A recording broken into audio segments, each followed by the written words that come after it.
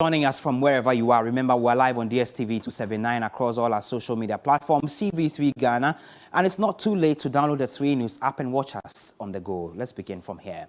Now, no major shocks were recorded in the new Patriotic Party's delegates conference over the 3-day process over the weekend, with many as 12 incumbent chairmen retaining their seats amidst some pockets of chaos in some regions. In the northern region, police were forced to release some delegates who were earlier arrested following protests by party folk there. Here is a wrap of some of the highlights of a week-long delegates conference. In the look ahead, the talk centered on key regions, the Ashanti, the Bono and Greater Accra regions. Election watchers and researchers were split on the outcomes, especially in the NPP stronghold, the Ashanti region. But after the 3-day National Delegates Conference, firebrand Bernard Nchibwesiako, alias Chairman Wontumi, was re-elected. NDC, you cannot stop us. You can spread the scandalous name about NPP. You can bring fake news. But winning the 2024 elections, is movement. It is a movement. It is a movement. It is a movement. It's stronger than apartheid. In the Greater Accra region, incumbent Divine Otua Gohum secured re-election by a whisker.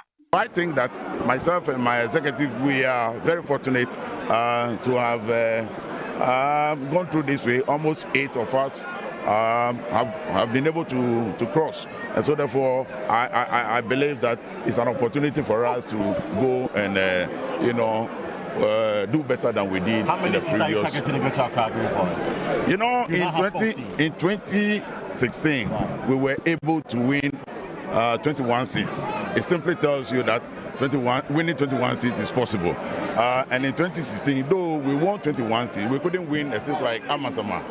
During my term, we were able to win Amasama. If we should add that to it, then it simply means that in this region we can win 22 seats easily. Controversial Bono Regional Chair Kwame Bafo, popularly known as Abronia DC, was retained in a hugely contentious election in which the Electoral Commission declared the incumbent winner after counting all ballots in 9 out of 12 constituencies due to an injunction on 3 others, namely Doma Central, German South and Sunya East. The party's election committee declared him winner after adding what it put together in the 3 injuncted constituencies. For 74-year-old retired Saudi Arabian University lecturer Sambaye Kamere, his re-election is a second chance to right the wrongs of his previous term. I've done well in my first 4 years, and the people seem to accept largely, at least 60-70% of what I have done. And so I expected them to vote for me again, and they have. You haven't got yours today, but there is always a tomorrow. So don't turn your back on the party just because you didn't get what you wanted today. In a northern region, spontaneous demonstration by angry party supporters forced police to release 6 delegates who were arrested on voting day on bail. Superintendent Bernard Baba Ananga says the 6 were granted bail for investigations to continue. We are granting them bail so that we'll continue the process. You know, it's a weekend. They were arrested on Friday. The 48 hours will have been tomorrow, Sunday. Still, we won't have the opportunity to arraign them before court. So the only avenue available for us to do is to grant them bail and then go ahead with our investigations. When we conclude, we can charge them and arraign them before. After the 3-day exercise, 12 incumbent regional chairmen were retained. Incumbent chairmen in the Bono East and Western North regions could not maintain their positions, while in the Eastern region, the sitting regional secretary, Jeffrey Kuneduado, won the chairmanship contest. So that's a wrap of events over the 3 days over the weekend on the NPP front, and there's been a lot of talking points arising from all of what has been happening over the weekend. Dr. Smart Sapon is a senior research fellow, Kumasi Technical University. You recall, sometime last week we brought you some, research findings that he had conducted, which puts Chairman Wontumi in a lead in the Ashanti region. Thank you for joining us, Doc. So clearly your predictions came to pass in the Ashanti region, but how crucial in terms of the win margin was that for the NPP in the region and going forward their ambitions for 2024? Great. Good afternoon, Komla and your cherished viewers. We bring you greetings from Kumasi. and thank you for having me this afternoon. Komla, the regional elections here in Ashanti was a little, if I can say, tricky, because whilst in the media, people were sharing views in favor of one of the candidates, the research findings I led and shared with the media last week was directly in the opposite. So I personally received a lot of bashing from the media space. Some people who did not understand the concepts and ethics of research felt that this is a product of a cooked assignment. But I mean, the reality is that we can learn from the things that researchers put across. We may not have to take it entirely the way it is, but at least we don't have to also discredit and throw it away along with all its analysis. In fact, I added a certain cluster analysis I thought was going to lead the discussion so that aspirants would see their performance in the various clusters in Ashanti and work towards it. But I mean, as it was unexpected, they rather took to insulting and discrediting it and all those things. So yes, it came up on Saturday, and the reality is what you have shared with your viewers. And the look ahead to 2024 then, you know, if what you did for the regional elections specific to the Ashanti region is anything to go by, what is the look ahead from the work you've been doing again, 2024? Yeah, so the research bit I shared with the media is part of a comprehensive work I was doing. In fact, I followed on the slogan called Breaking the Eight, and I was trying to find out whether the region is ready to break the eight. Of course, due to the fact that this region appears to be the stronghold of the NPP. So it was a broader exercise I undertook. And one big information I have for you this afternoon and your listeners and viewers and the NPP people is that 73% of delegates in Ashanti region believes NPP can break the eight. 73. That means that about 26% do not believe that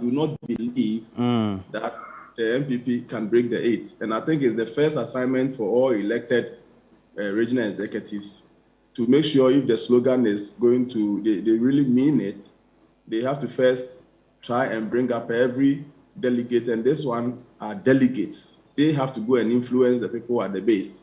So if they don't believe in breaking the eight, then the entire slogan would have to be relooked at. So that is the information we have for them. If they would take the research output serious, it is on the grounds that 26% of their own delegates do not believe in breaking the eight. And I think that's the first assignment for them. They have to bring them up to the level of believing so they can work towards what they believe in. Right. Then I guess that's a lot of work for them in the region then. But some have said, for example, some of these regions, talk of the Greater Accra region, you know, the Bono region, even the Ashanti region itself, over the last election, the number of votes margin has dropped, even though the NPP still won in the region. How is that playing out versus what the delegates did over the weekend by retaining the chairman who superintended over the last drop in votes, you know, in the region?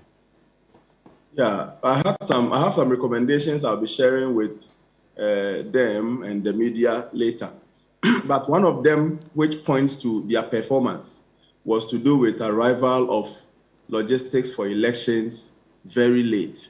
They think that in addition to imposition of candidates, in addition to negative campaign by some of their own persons who lost primaries, the preaching of skirt and blouse and those things that led to the loss in votes, they think the party headquarters should be on time in releasing of logistics for elections. They say it comes sometimes 2 days to election or 1 day to election, and they think the party headquarters thinks that Ghana is just like Kumasi and Accra, where in 30 minutes you can tour your whole constituency. They forget that in many of the hinterland constituencies, you may have to travel long distances to reach some ends of the house. So they have, in summary, blamed the performance largely on some things that goes beyond the person of the regional chairman.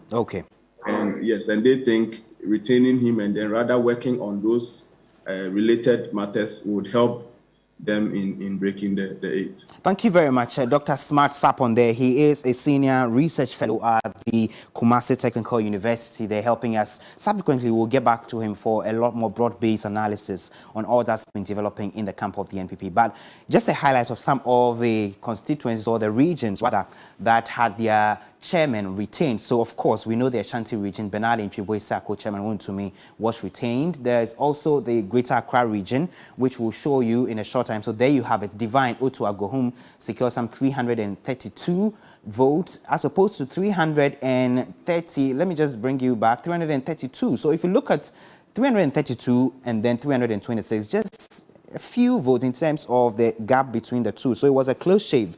And you heard there in his soundbite, he says it was actually a close shave for him. And then we bring you the Eastern region, which had the General Secretary, who is Jeffrey Koneduado, rising to contest in the position of a chairman because the chairman decided not to, contest for the position. He secured 424. So those are some of the highlights from the NPP's regional elections, which happened over the weekend, as you have it. Now, remember, you want to stay with us here. We're bringing you all the fallout in terms of the build-up to election 2024 and how these chairmen who have been retained, 12 of them, will be implying or implicating their parties in terms of their vote fortunes going forward.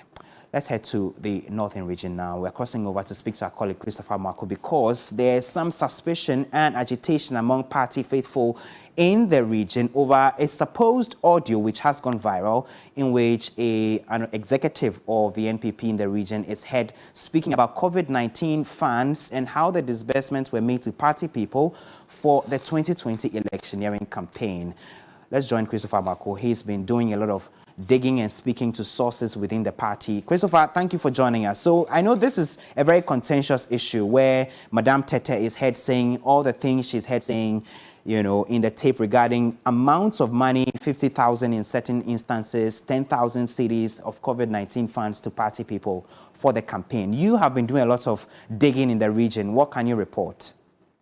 Yes, so Komla, I have followed up on the supposed audio that the former second vice chairperson of the NPP in the Northern region as well. She also doubles as the 2020 parliamentary candidate for the Sagnargo constituency in the Tamale enclave. And according to the audio, what she sought to say was that there has been a lot of bashing on her because she has not been active in party activities and some allegations of squandering some funds, and which she intended to clarify, which has to do with she receiving 50,000 Ghana cedis as a parliamentary candidate and 50,000 Ghana cedis as a regional executive, and some constituency executives receiving 10,000, 20,000, which is short to clarify. Now, Kamala, I have been engaging party executives, that is regional executives of the New Patriotic Party, and what they are telling me is that she is the one making the allegations, and for that matter, if we need any proof of those allegations, we'll have to contact her in person. Now, party faithfuls are also saying that, well, the issue of COVID funds is a very big issue because that is what the NDC is using against them. And for that matter, if she is making these allegations as one, a parliamentary candidate in the previous election, and two, as a former regional executive, then it means that she will have to be probed. And they are calling for a probe in the allegation because it will have an effect on their breaking the 8 mantra. So it's better to investigate one person than to allow the party go down. And another issue is that they are saying that the party did not treat the woman fairly. That is according to them.